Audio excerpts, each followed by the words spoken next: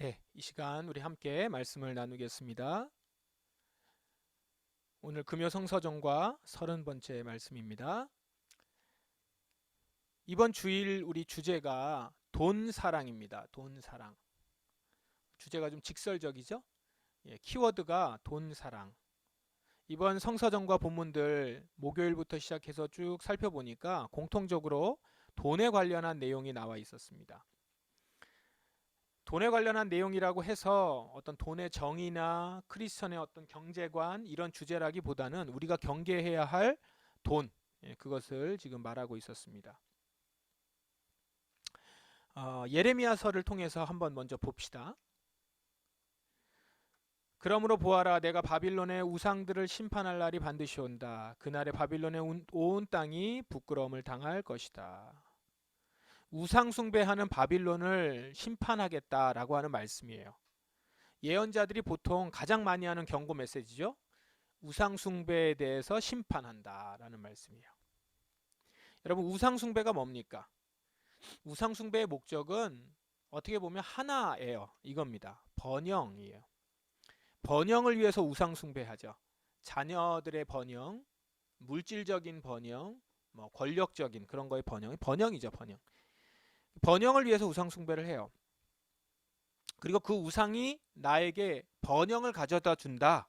이렇게 믿으면서 그 우상의 신이죠. 그 신의 뜻을 핑계 삼아서 다른 이들이나 다른 나라의 재물과 땅을 강탈합니다. 그래서 나라들이 전쟁에 나가죠. 전쟁에 나갔다가 돌아오면서 제일 먼저 맨 앞에 뭐를 앞세우죠? 자신들의 그 우상 신상을 앞세워요. 그다음에 그 뒤로 전리품들을 쭉 가지고 와요. 이런 행위가 뭐예요? 이 신이 우리에게 이 나라의 것들을 줬다라는 거예요. 그날의 보물들을 줬고 그 보물들을 줬고 우리에게 이런 것들을 다 줬다, 허락했다, 이제 이러는 거죠. 그래서 그 보물들을 신전에다 바치고 뭐 그렇습니다. 근데 사실 신전에다 바치는 게 누구 거예요? 자기들 거잖아요.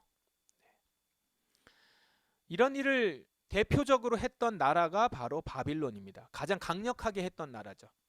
바빌론 아주 강력한 제국을 이뤘고 많은 나라들을 굴복시켰으며 많은 나라의 것들을 다 강탈해 갔습니다. 거기에 이제 이스라엘도 유다도 거기에 같이 빼앗겼던 그 성전도 그들의 나라도 땅도 다 빼앗겼죠. 바빌론을 대표로 해서 바빌론뿐만 아니라 많은 나라들이 우상 숭배를 했어요. 그래서 그 우상의 신의 뜻을 빌미로 다른 민족과 나라를 죽이고 그 보물들을 강탈했습니다. 자, 이런 이 바빌론을 하나님께서 심판하시겠다라고 하는 거예요. 그래서 우상 숭배를 심판한다는 거예요. 우상을 심판하고 우상 숭배한 자들을 심판하겠다. 결국 그러면 이 말의 뜻이 뭐예요? 돈을 사랑하고 탐심을 가진 자들을 반드시 심판하겠다라는 거죠. 사실 우상을 심판한다고 했는데 우상은 살아있는 게 아니잖아요. 살아있는 신이 아니잖아요. 그럼 결국 누구를 심판한다는 거예요? 그 우상을 섬기고 있고 우상을 숭배하고 있는 자들을 심판한다는 거죠. 그들이 뭘 한다고요? 번영을 위해서 우상을 숭배해요. 그러니까 우상을 숭배하는, 번영을 숭배하고 돈을 사랑하고 탐심을 가진 자들을 반드시 심판하겠다라고 하는 말씀입니다. 하나님은 이런 자들을 반드시 심판하실 거래요. 돈 때문에, 물질 때문에 다른 이들을 짓밟고 쓰러뜨리고 돈 때문에 이웃에게 모욕과 수치를 준 자들 심판받을 것입니다. 그래서 말씀에 계속 이렇게 얘기합니다. 바빌론이 하늘까지 닿는다 하더라도, 그렇게 높아진다 하더라도 요새 성을 드높게 든든히 쌓아서 끄떡없는 것처럼 보일지라도 내가 사람을 보내서 그 성을 무너뜨리겠다. 나 여호와의 말이니라, 이렇게 얘기합니다. 여기 보면 나 여호와의 말이니라. 오늘 성서정과 말씀을 보면 이 말씀이 반복적으로 나와요. 왜 이 말씀이 이렇게 자주 나올까요? 뭘 강조하는 겁니까? 하나님이 반드시 약속을 지키겠다는 거예요. 다짐하는 거 아닙니까? 당신의 이름을 걸고 내가 반드시 심판한다. 여기에는 그냥 약속을 하는 게 아니라 하나님의 의지가 담겨 있고 그만큼 하나님은 이 우상 숭배를 경멸하고 있고 경계하고 있고 심판하시겠다는 강한 의지를 가지고 계신다는 것이죠. 절대자 하나님이 이렇게 말씀하시면 이게 얼마나 무서운 일인지 아세요? 그러니까 이건 뭡니까? 돈을 사랑하는 자들에 대해서 하나님이 얼마나 경멸하시는지 그거를 볼 수 있다라는 겁니다. 그래서 여러분 우상 숭배는 하나님께서 다른 신을 섬기는 것, 나 말고 다른 신을 섬기는 거가 너무 질투가 나가지고 화가 나가지고 그래가지고서 하는 얘기 그렇게만 보시지 마시고 그로 인해서 사람들이 자신의 탐심을 가지고 자신의 탐심을 채우고자 다른 이들의 것을 뺏고 그 다음에 강탈하고 그러면서 그것을 신이라는 이름으로 행하는 것에 대한 그런 하나님의 경멸 심판이라는 것이죠. 자, 예레미야를 통해서 하나님께서 지금 이런 우상 숭배를 심판하신다는 얘기를 아주 강하게 말씀하셨어요. 이 말씀을 기억하면서 고린도 후서를 한번 보시겠습니다. 고린도 후서 말씀은 어떤 내용이에요? 중간에 6절을 한번 보겠습니다. 그래서 우리는 디도가 일찍이 여러분 가운데서 시작한 이 은혜로운 일을 완수하라고 글을 권했습니다. 이 은혜로운 일, 이게 뭘까요? 당시에 예루살렘 교회가 안팎으로 어려움을 겪고 있었습니다. 피팍 박해도 있었고요. 그 다음에 또 기근도 있었고 여러 가지 어려움들이 많이 있었던 것 같아요. 바울은 이 지역의 교회들에게 그래서 지역 교회들에게 많은 곳곳에 이제 지역 교회들이 세워졌잖아요. 사도 바울이 직접 세우기도 하고 사도 바울에게 배운 자들이 세우기도 하고 그러면서 교회들이 세워졌었는데 그 교회들에게 예루살렘 교회를 돕도록 권합니다. 우리가 이럴 때 예루살렘 교회를 도와야 된다. 교회가 시작된 곳 아니냐. 상징적인 의미가 있고 이러면서 우리가 함께 교회를 이뤄가는 것이다. 형제 자매로서의 교회를 이뤄가는 것이다. 도웁시다 라고 했고요. 각 교회들이 그럽시다. 도웁시다. 이렇게 해서 모금하기로 결심을 합니다. 이걸 이제 그 개역 성경에 보면은 연보라고 나와요. 연보한다고 나오고 오늘 우리 성경에는 헌금 이렇게 나옵니다. 그래서 교회들이 모금을 합니다. 시간이 좀 지나고 나서 각 교회들이 약속한 금액을 모금해서 이제 보내오는데 이 일에 고린도 교회가 소홀한 겁니다. 다른 교회에 비해서 상대적으로 고린도 교회는 좀 부유한 교회였어요. 그 교회가 자신의 몫을 해줘야 되거든요. 약속도 했고요. 근데 약속한 헌금을 하지 않은 겁니다. 이렇게 하기로 했던 것 같아요. 규칙적으로 일정 금액을 떼어서 헌금을 계속 모아서 그것을 모아가지고 이제 한꺼번에 이제 약속한 헌금을 이제 주기로 했는데 시간이 흐르면서 이게 느슨해졌고 불규칙적으로 되면서 잘 제대로 되지 않고 이게 약속을 한 대로 할 건지 말할 건지도 얘기 안 하고 이렇게 그냥 흐지부지된 상태가 된 겁니다. 이것에 대해서 사도 바울이 고린도 교회에 편지를 써서 보냅니다. 그 편지 가운데 오늘 내용이 있는 거예요. 그래서 여기서 은혜로운 일이 뭐예요? 바로 그 예루살렘 교회를 돕는 바로 헌금하는 일이에요. 헌금에서 나누는 일, 연보하는 일을 완수하라. 약속된 헌금을 하시오 라고 하는 얘기입니다. 그런데 이 일을 권하면서 먼저 어느 교회 이야기를 합니다. 마케도니아 교회에게서 한 이야기를 전합니다. 1절부터 나오죠. 성도 여러분, 하나님께서 마케도니아에 있는 교회들에게 베푸신 은혜를 여러분에게 알려드리겠습니다. 여기서 성도는 이제 고린도 교회죠. 마케도니아 지역 교회들은 심한 환란을 겪으면서도 기쁨이 넘쳤고 극심한 가난 속에서 시달리면서도 헌금을 많이 했습니다. 마케도니아 교회는 어려움이 많고 재정도 없는 가난한 교회였어요. 그런데 많은 헌금을 지금 했다는 거죠. 지금 그 예루살렘 교회가 어렵다고 하니까 자기들보다 더 어렵다고 하니까 그 교회 일을 위해서 가난한 속에서도 헌금을 많이 했다라는 겁니다. 사실 사도 바울은 이 뒤의 내용을 보면 마케도니아 교회가 헌금할 것을 기대하지 않았어요. 하여튼 형제 자매니까 어떤 그 같이 동참하는 의미만 같이 갖자라고 해서 얘기한 것 같은데 더 적극적으로 우리도 동참하겠다고 하면서 마케도니아 교회가 헌금을 해온 거죠. 그러니까 기대하지 않은 내용이라 더 사도 바울은 놀랬던 것 같아요. 헌금할 상황이 아니라고 봤거든요. 그만큼 어려운 상황이었던 거죠. 그런데 그런 그들이 이렇게 헌신적으로 자신을 내어주었다 이겁니다. 그리고 기쁨도 잃지 않고요. 사도 바울은 마케도니아의 교회의 이런 모습을 고린도 교회에 알리지 않을 수 없었던 거예요. 이것은 고린도 교회로 하여금 마케도니아 교회를 보면서 좀 부끄러움을 느껴라. 그리고 너희는 적절하게 행동하라. 이 은혜로운 일을 완수하라. 이렇게 지금 권하고 있는 겁니다. 사실 다른 교회랑 이렇게 비교하는 게 신뢰라면 또 신뢰일 수 있잖아요. 이 교회는 이랬는데 너희 교회는 왜 안 하냐 이럴 수 있는데, 이렇게 다른 교회랑 비교하면서까지 사도 바울이 고린도 교회에 강하게 말하는 이유가 뭘까요? 그래도 헌금일 말이에요. 이 헌금하는 문제가 고린도 교회의 영적 상황을 보여주기 때문입니다.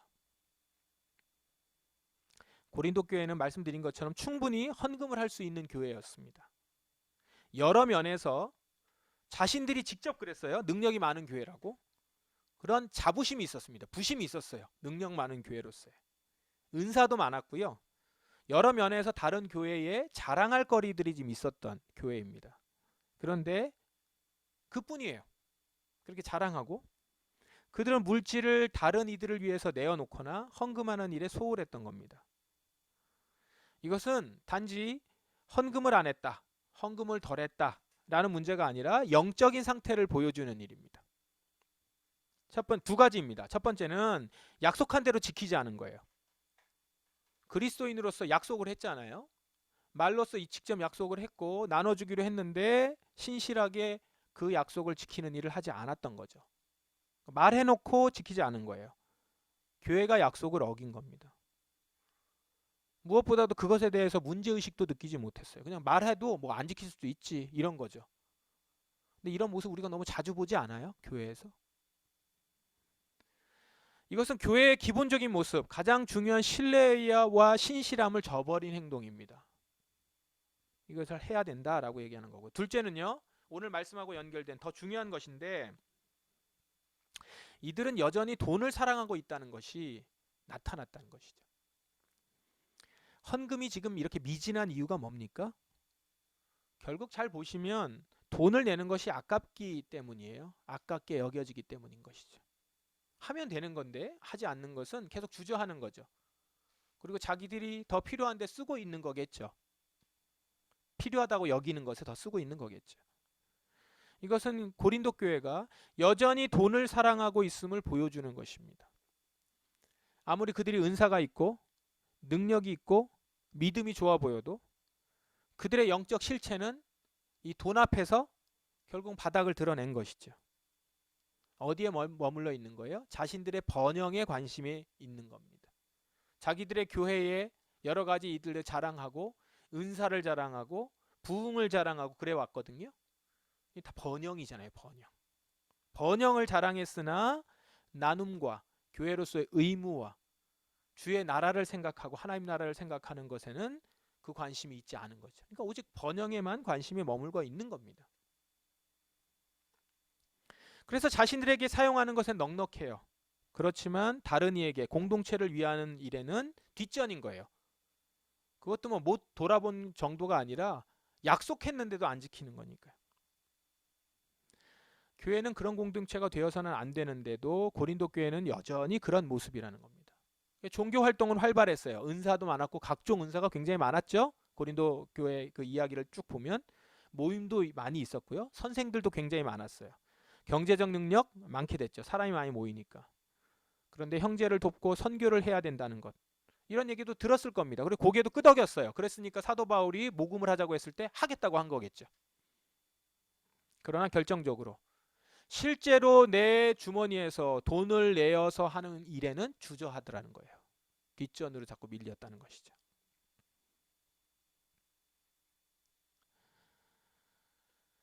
우리가 헌금 얘기를 할 때 보면은 이제 자칫 잘못 알고 있는 게 있어요. 헌금을 많이 하고 이렇게 주로 이제 건축 헌금이나 이런 거 할 때 많이 얘기를 하는데, 헌금을 많이 하면 축복을 받는다라는 얘기를 많이 들었는데, 지금 여기서 얘기하고 있는 이 헌금은 그런 게 아니죠. 예, 다른 이들을 돕고 온전한 교회와 주의 나라를 위한 일들에 같이 함께 하자라고 하는 연보입니다. 이런 고린도 교회를 보면서 사도 바울은 다시 한번 권면하고 있어요. 여러분은 믿음이나 말에 있어서만이 아니라 지식이나 간절한 마음에서, 그리고 우리를 향한 사랑 등 모든 면에서 뛰어납니다. 그러니 여러분은 이 헌금하는 일에 있어서도 뛰어나게 하시기를 바랍니다. 지금 사도 바울이 정말 이 마음에 이렇게 꾹 참고 말하는 게 느껴지십니까? 이게 어떻게든지 부드럽게 설득하려고 하는 그런 느낌이 전 들어요. 이 고린도 교회 성도들이 이 느낌을 좀 전달받아야 될 텐데요. 여러분은 믿음이나 말에 있어서 뛰어나다. 그 얘기를 얼마나 많이 했으면 이렇게 얘기했겠어요. 그래요. 당신 믿음이 좋습니다. 말에 있어서 뛰어나요. 뛰어나다고 얘기하죠. 그뿐 아니라 지식이나 간절한 마음, 이렇게 막 열정, 막 열심히 하겠다라고 한 간절한 마음, 지식, 열망 이런 거에도 뛰어나요. 그리고 우리를 향한 사랑, 그러니까 사도 바울을 되게 사랑했고 그다음에 이런 지도자들을 되게 사랑했고 잘 섬겼던 것 같아요. 그것도 뛰어나요. 몰라요. 그게 어떤 면에 있어서 그 우리를 향한 사랑이라는 것이 뛰어나다는 건지는 정확하게 모르겠으나 어쨌든 그 말이나 뭐 립 서비스나 잘하겠다고 하고 보고 싶다고 하고 뭐 그렇겠죠. 기도하겠다고 하고 그런 거 아주 뛰어나요. 잘하고 있다는 거예요. 그리고 이 얘기죠. 사도 바울은 당신들 정말 좋은 그리스도인의 모습 외형을 갖추고 계세요. 그러니 여러분 그 다음에 나옵니다. 그러니 여러분 헌금하세요. 그러니 여러분 그 마음, 그 믿음, 그 간절함의 수치만큼 그 정도만큼 헌금하세요. 그 얘기잖아요 지금. 다시 말하면 그만큼 그렇게 믿음이나 말에 있어서 뛰어나고 지식이나 간절한 마음으로 사랑을 이야기하는 것만큼 그렇게 뛰어난 만큼 그만큼 높은 만큼 그만큼 돈에 대해서는 그만큼 사랑하지 말고 돈은 사용하세요. 그만큼 사용하세요.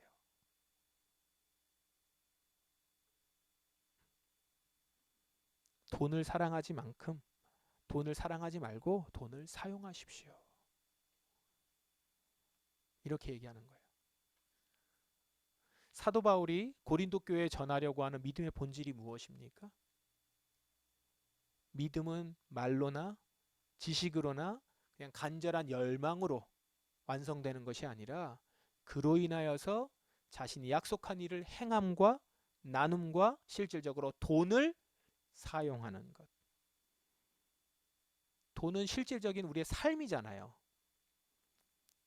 그걸로 완성한다는 것이죠. 그걸로 보여진다는 거예요. 그래서 그러니 여러분은 이 헌금하는 일에 있어서도 뛰어나게 하시기를 바랍니다.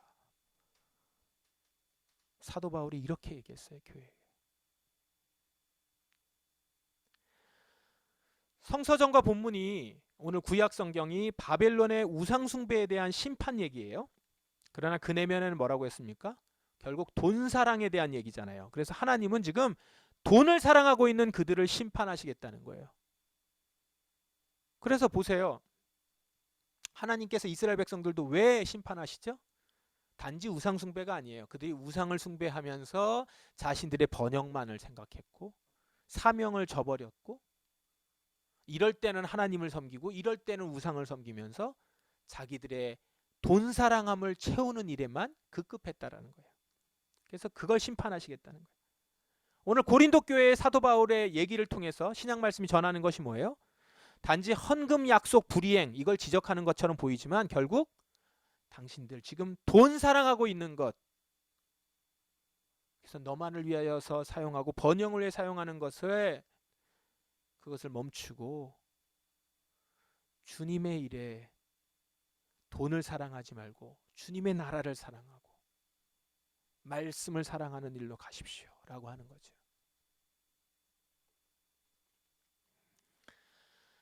여러분 신앙생활에 있어서 우리가 돈을 어떻게 사용하느냐 돈을 어떻게 대하느냐 이것은 핵심에 있습니다. 성경에서 우리가 교회에서 돈 이야기하는 것 많이 껄끄럽게 느껴져요. 그리고 우리 한국교회가 이 헌금 문제로 말미암아서 여러 상처를 주었고 상처를 받아왔기 때문에 이제 어떤 교회에서 헌금이나 돈 이야기하는 것이 한 번은 더 주저하게 되고 생각해야 되는 분위기도 있습니다. 그러나 예수님 보십시오. 예수님은 돈 이야기를 돈에 대한 이야기를 분명하게 얘기하셨어요. 그리고 돈과 관련된 얘기들을 참 많이 하셨고 여러분 비유도 보세요. 돈을 소재로 하는 비유가 얼마나 많은지 몰라요. 그러면서 하는 얘기가 뭐냐면 돈이냐 하나님이냐예요. 택하라. 예수님이 택이를 얘기하신 경우가 없어요. 돈 갖고 얘기합니다. 돈이냐 하나님이냐 이렇게 말할 정도로 돈에 대한 사랑을 경계하셨습니다. 돈을 사랑하는 것은 일만하게 근원이고 하나님을 떠나게 되는 것이고 그것은 만몬을 섬기는 것이고 하나님을 섬기는 게 아니라고 단정하세요. 바리새인의 모습을 보면서 저들은 돈을 사랑하는 자들이다. 말씀을 가지고 있으나 말씀을 말하고 있으나 그들의 속에는 돈을 사랑함이 있다는 거예요. 다 보세요. 다 돈에 대한 경계죠. 얼마나 돈을 경계하고 그 돈의 사용에 대한 얘기를 하세요. 이게 무엇입니까? 돈에 대한 자세가 우리의 영적인 생활의 핵심이기 때문입니다. 돈의 사용. 어떻게 보면 그리스도인에게 있어서 이것은 신앙생활 그 자체라고 해도 과언이 아닙니다. 그래서 우리는 지금도 말씀을 적용할 때, 내 삶을 적용할 때 돈을 어떻게 사용할 것인가로 적용하셔야 합니다. 내가 믿음이 있음을, 내가 믿음으로 생활을 하겠음을, 내가 이젠 하나님 말씀대로 결정하여 따라가겠음을, 거기에 돈을 어떻게 사용하겠다는 얘기가 빠져버리면 오늘 사도 바울과 같은 이런 지적을, 사도 바울이 하는 지적과 같은 지적을 받게 되는 거예요. 여러분은 믿음이나 말에 있어서나 지식이나 간절한 마음에서 그리고 우리를 향한 사랑에서 모든 면에서 뛰어납니다. 그러니 여러분 헌금하는 일에 있어서도 뛰어나게 하시기를 바랍니다. 여러분은 어떠세요? 우리 삶에서 얼마나 이 돈에 대한 부분에서 하나님 앞에서 내 자신을 돌아보며 나는 돈을 섬기는 자인가, 돈을 사랑하는 자인가, 하나님을 사랑하는 자인가 생각해 보셨습니까? 끊임없이 우리 자신을 돌아봐야 하며 그 앞에서 내 자신이 어떤 모습인지를 봐야 될 줄 믿습니다. 자칫 잘못하면 우리는 우리 자신을 속이는 자들이 될 수 있어요. 돈에 대한 온전한 회심이 없으면 그것은 자신을 속이는 일입니다. 무늬만 그리스도인이 될 수 있는 거예요. 말과 행실이 일치하지 않는 위선적인 행실을 갖고 있는 위선적인 삶을 사는 그리스도인이 될 수 있다는 겁니다. 바리새인이 괜히 바리새인이 아니에요. 말씀을 이야기하면서 돈을 사랑하는 자. 돈이 추구하는 행복으로 따라가는 자. 돈이 있는 곳으로 따라가는 그런 삶의 모습. 반대로 얘기하면 주님을 따라가는 것은 돈이 안 돼도 아무것도 나에게 유익이 되는, 돈으로 유익이 되는 일이 없어도 그 일을 위하여 행하고 결정하고 결단하고 그 편을 들고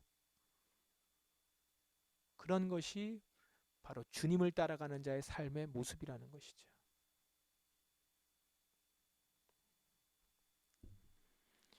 이제 우리는 무늬만 그리스도인인 그런 위선적인 삶을 멈추어야 합니다. 말과 행실이 일치하는 참된 그리스도인.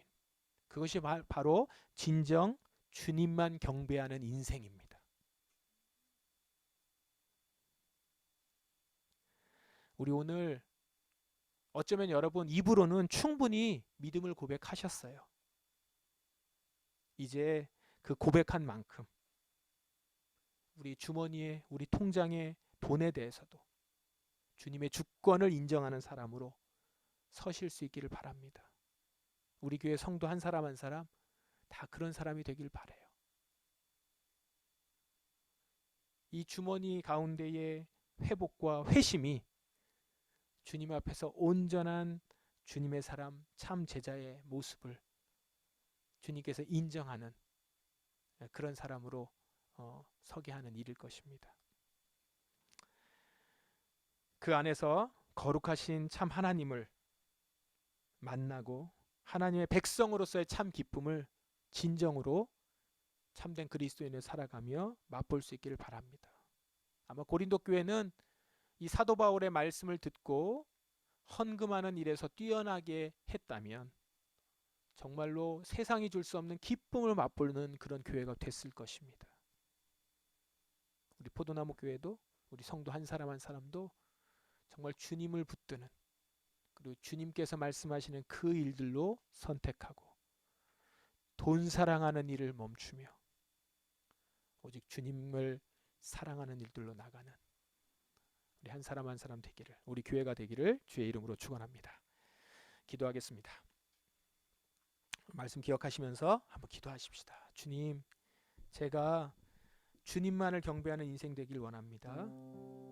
제 안에 여전히 돈을 사랑하려고 하는 그런 나의 마음들을 주님 이제는 만몬을 섬기는 그것임을 보게 하여 주시고 우상을 숭배하는 이름을 발견케 하여 주시고 결단하고 우상을 깨뜨리는 자 되길 원합니다.